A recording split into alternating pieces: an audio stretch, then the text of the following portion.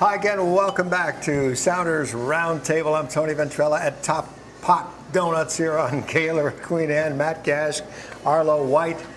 No, we have not been here since last week. We actually went home and did. I don't think we've been here since last week, have we? I'm wearing a different shirt. I'm pretty sure these haven't. No, that's but true. They take care of us here, don't they? Oh, Look man. at the layout we've got It's again. unbelievable. The spread is fantastic. And of course, these we donate these donuts when this program is over, generally to Arlo and Matt. But anyway, moving right along, we've got quite a bit to talk about. There's a whole lot to talk about between now and the time we get to New York, or you guys get to New York. But I notice over here at the table tonight, look who's here. Mike Fucito. Move in here, Mike. Look at this. Holy cow. The important people come here. I feel like we need to applaud here. We do need to applaud. A punctual round of applause Michael here. Because it's hard for Michael to get around at the moment, isn't Steps in. That's right. He is getting around. And I guess my first question for you, let's bring out the ball here so we don't forget to. Michael is here to give away. We're going to have a drawing a bit later on. You'll hear about this by the time this show is posted on our website. 8 sets of tickets, 8 pairs of tickets to Boca Junior. And this autographed ball, autographed by all the Sounders players, will be given out by Arlo and by Michael right here at Top Pot Donuts tonight. Let me ask you, first of all, how you doing? I know it's a frustrating thing. But take us through the last couple of weeks, though. So, as you guys know, I picked up that injury against Kansas City, unfortunately. The turf just grabbed my knee, and there's been some fluid in there that's kind of not going away. So, I'm working with the doctors and the trainers to try to, figure out what's going on, and hopefully we can get it sorted out pretty soon. I have some time now. I've been placed on IR, but, now it gives me a chance to get healthy. So tell us, be sure what IR means now. Let's look forward. After the New York match, will there be, 2 more matches? 4. Oh, 4 4 more. Yeah, after that. 4 Okay. more, unfortunately. Right. So, but it'll give me a good couple weeks to, get healthy and get my fitness back and, go from there. Needless to say, the most frustrating thing that's ever happened to you in your athletic career? I would say this is up there for sure. Yeah. Because he was riding the crest of a wave there, wasn't he? Yeah. With that unbelievable moment that he provided everybody against Kansas City, and unfortunately, straight after that, you've not been able to take advantage of that moment, Michael, have you? I know. It's been really frustrating, but hopefully, it gives me a chance to kind of sit back and learn some more things, And eat some donuts. Well, no. As good as they are, it's not training food necessarily. Now, you suffered this injury before you scored the goal, right? Yeah. So is that the key? Yeah. No. I wish. No, I mean, I kind of felt it flopping around during the game, actually, and then kind of once your adrenaline stops, that's when you start to feel the pain a little bit. So, the goal actually, was great, and kind of helped keep the pain away for a little bit. But there was one thing, Michael, that I really appreciate, and this got my respect, even more than the goal. It was the rock horns that you did afterwards. Yeah. Now, can we have a recreation, please? Yeah, just no, one that was moment, good. just with the rock horns. There they are. After the goal. yeah. Well, It's on your Wikipedia page now. You know that? Oh, yeah, that's great. Yeah, that's a quick update. I think we all know that, so let's say Michael has reached this level of his MLS career. You will get to this level. This is just temporary. You're going to be, and thank you so much for being with us at Top Pot Donuts here. Have a good giveaway later on, and come back and join us another time. I will. Thanks, Take Mike. care, guys. Appreciate it. All right, Cheers, there you go. And as we said, a lot to discuss because since that Kansas City match, a lot has gone on. Most recently, this disappointing 4-0 loss to LA.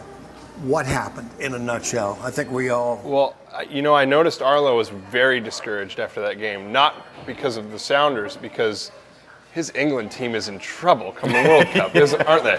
I walked away from Questfield slightly concerned about Landon Donovan, put it that way. He played very well, didn't he? His set pieces were terrific. Me and Matt spoke after the game about the small margins that there are in football and the difference between winning narrowly and losing heavily as it was at the time. A couple of things. We've all had a chance to look back at the DVR.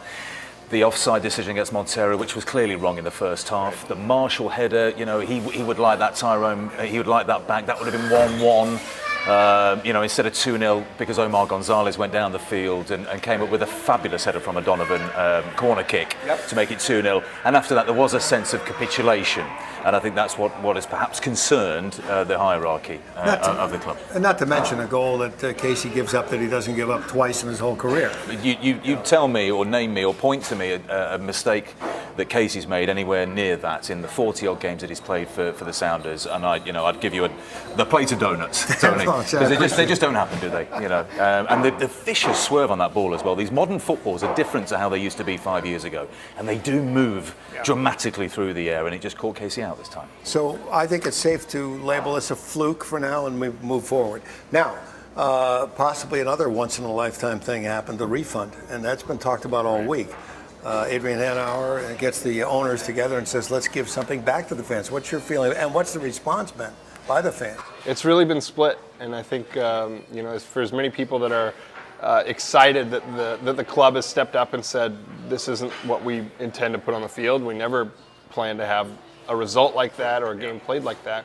For everyone who says that, there's another who says, you know what, we're fans, rain or shine, win or lose or draw, and and so we're happy to be here regardless of, obviously we want the results to be good, but if they're not, we're not going to jump ship and leave town. This is our team. They're supporters. They're not fair weather fans. Here's something that I noticed walking off the field at the end of the match. Number one, nobody left. Or maybe one or two people. Yeah. Very few people. And then I heard chants of "We love you, Sounders. We still love you, Sounders." It was amazing to me. We could have gone without I'm not suggesting, could have gone without the refund and one would have been fine, but it was still a great idea. People certainly weren't demanding the refunds at the game, were they? As Matt says, and he alludes to there, you buy a season ticket for a club, you invest your money and you invest your emotions in that club, come rain or shine. There's no guarantee on your season ticket that we're going to win it 3-0 every week, is there?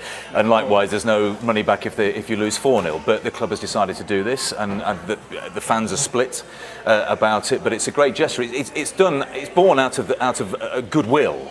Adrian Hanauer admitted he didn't sleep the night of the game, and it's obviously something that's really sort of vexed him and concerned him, and he's decided to act upon it. So good for him and good for the club. Also an endearing thing, the GM doesn't sleep at all and openly admits he didn't sleep. That's how closely involved these guys are, and I think it's great. Okay, moving on. You head to Harrison, New York, to Red Bull Stadium, beautiful new stadium, packed house. They're going to love to get a little revenge from the last year's early game here. What's the deal going in there? Is there a chance to turn this around? We got some injuries. Well, we've got two teams coming off of 4-0 losses. Something's got to give in this one, right? It's going to be. I think we saw a Sounders team that played well against New York last time around, and unfortunately got the one mistake that cost them in the end. And Kumba Kanji scores a great goal for New York. Look at this week, and I think. Both of these teams are gearing up for a big battle, and it's going to be fun seeing Red Bull Arena. I've seen it on TV a few times. I really like the way it looks. I really look forward to seeing that arena, if nothing else. Crucial? Is it too early to say this is a crucial? I think it's what I've learnt this phrase since arriving in America. It's a statement game. It's a game when you say, look, we've had a tough week of training. We're culpable. We admit that we could have been better, perhaps at the weekend. Unfortunately, New York will need to make a statement along the same lines, won't they? But the difference, I think, between them and the Galaxy are the top of the West. So it's two very tough weeks for the Sounders. The New York Red Bulls are top of the East. But they were almost top in spite of themselves. You look at all the statistical categories where Edson Buddle was leading, in scoring, and Ricketts in clean sheets and that sort of thing. Condor leads the league in saves, which says and suggests they've been giving up chances. Not least against the Sounders at Quest Field, a game that Seattle should have won. So, look, I can't wait. I can't wait to see the stadium. I can't wait to see the boys' response, and I'm sure it's going to be positive because they will have had a tough week at training. Make no mistake. A couple of quick notes before we wrap it up. Great to see Blaze in town earlier this week. Right. And, of course, his presence will be felt, hopefully, by the end of July. Absolutely. It's a big presence, too. Hard to miss a guy, that size and of that stature. He's a player, too. He's going to be a lot of fun when he joins this team. Also, I want to mention, too, we've got the two friendlies coming up, May 26th and July 18th. The Emerald Spire, which is made by Dale Chihuly, the value of several $1,000, right? Right. It's More than 40,000? more than my vehicle. I can say that much. And last year, Dale Shuley presented the Emerald Spire to the two friendly opponents last year. This year, a fan, through voting on the website, will get a chance to present that gift to the friendly coaches or owners, Yeah, I guess right. owners, before the matches. So that's pretty cool. And you can nominate yourself or nominate someone else right on SoundersFC.com. We're going to be taking short essays talking about passion, community, courage, and excellence. Telling why you and your son or you and your father should present the Emerald Spire. Like 50 words or less? What do you think? Sure. What's a short 200 essay? words or less, I think, is the standard they're going with. So it's about a tweet and a half then. That's exactly what it is. All right, you guys are off to New York. Safe travels. Have a wonderful match. Come back with about a 2-0 victory, and we'll continue to roll here when I see you back here. All right? Sounds like nice to see you, man. Take some of these with you. That may add up to 50 pounds. You might have to pay extra for the luggage. I don't Some know. excess baggage there. They're not necessarily carrying it, are they? That's the round table. Arlo, Matt, Tony Ventrella. Great that you could join us at Top On here on Queen Anne. We'll see you next week.